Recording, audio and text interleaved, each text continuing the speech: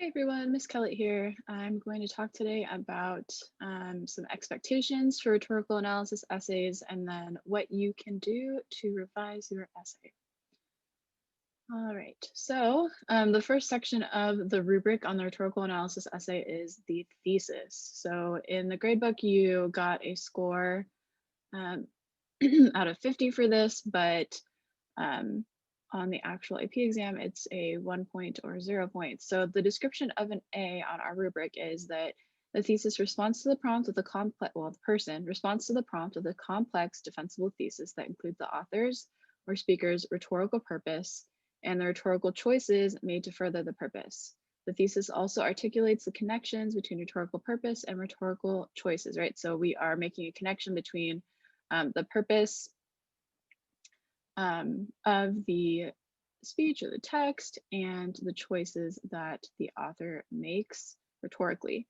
Bonus, if you also refer to the rhetorical situation, so the speaker, the purpose, which you should be referring to, the audience, the context, historically or socially, and the exigence.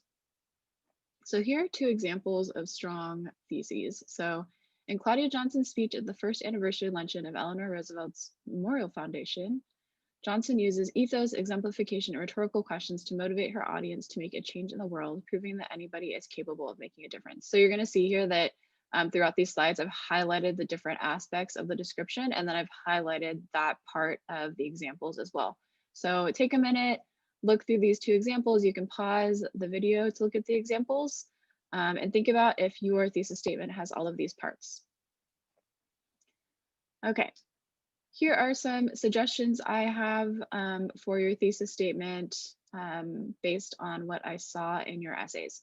So make sure to be brave and say who the audience is directly. So in Abigail Adams's letter, the audience is her husband. You can usually get some hints, either based on the blurb before the text starts or based on what the speaker says in the speech or letter or whatever the text is. So say who the audience is directly because it's going to help you have better analysis and your thesis is going to be more complex. Make sure the author's purpose is super clear in the intro paragraph. So what does the speaker, in this case Abigail Adams, want out of this letter or this text or speech or whatever they are writing? Okay, one thing I noticed is that a lot of people had a super clear and amazing thesis statement at the end of their essay. This is not surprising because you've already done a lot of really strong thinking, a lot of critical thinking throughout your essay. And then by the end, you have exactly what your thesis is because you've done all the thinking. So what I would recommend is to, during your last 5 minutes of the essay, which should be dedicated to revising, look at your ending and see if you have a really strong thesis statement and then move that thesis statement to the beginning so that your reader has a really clear understanding of where you're going to be going. You get the point for putting the thesis at the end, so I didn't take credit away necessarily, but I wouldn't risk waiting until the end to have your super clear thesis. I would see at the end, make sure that your thesis is super clear, and if it's at the end, move it to the beginning. And then finally, just to recap, your thesis statement should have the purpose of the text, the rhetorical choices made by the speaker or the author, and the rhetorical situation, okay? You don't have to use those words. So you don't have to say, the purpose of this letter is this, and they achieve this purpose by making the rhetorical choices of blah, blah, blah, and the rhetorical situation is this. You don't have to use those words, but you need to say, this person uses this and this in order to do this because of this audience, something like that.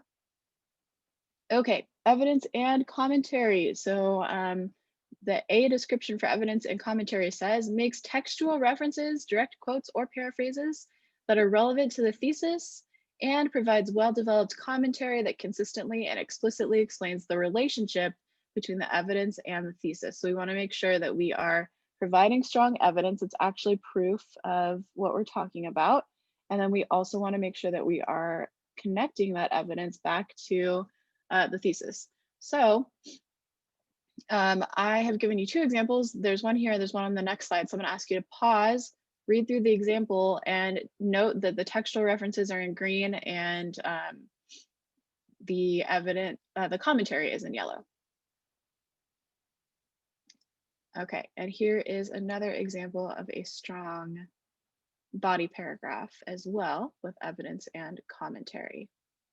Let's go ahead and pause there and read. Also, the underlined parts are specifically showing the relationship between the evidence and the thesis. Notice that they're coming after like two sentences of explanation.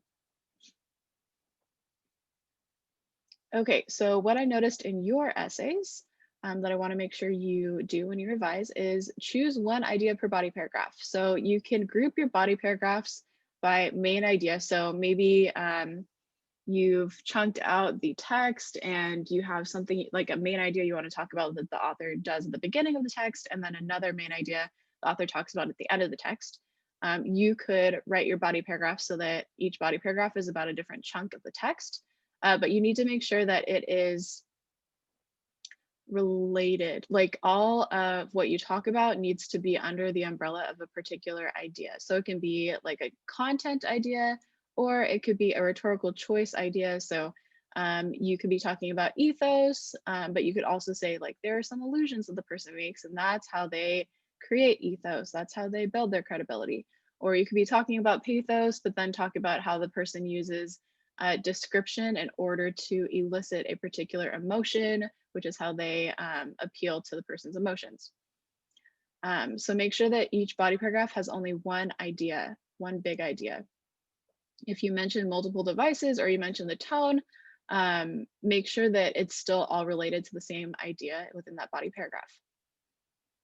If you're going to talk about the tone or the diction, which is word choice, you have to label the tone with an adjective. You can't just say the author uses word choice or the author uses tone, because authors always use tone, and you need to be more specific about what kind of words the author is choosing.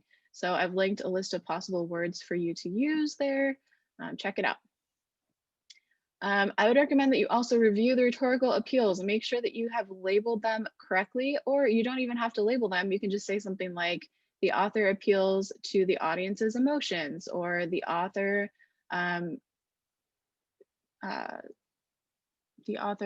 builds credibility for themselves, right? So if you need to review, there's a resource there for you to review, or you can just say what the author is doing without even labeling the rhetorical appeal or mode or device.